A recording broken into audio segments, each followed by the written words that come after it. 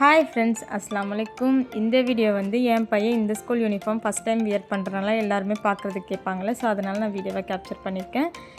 அந்த ஸ்கூலை கம்பேர் பண்ணும்போது இது வந்து அவனுக்கு ரொம்பவே டிஸ்டன்ஸ். சீக்கிரமாக கிளம்புறதுனால அவனுக்கு கொஞ்சம் காலையில் எழுந்திரிக்கிறதுக்கு மட்டும் கஷ்டப்படுவான்.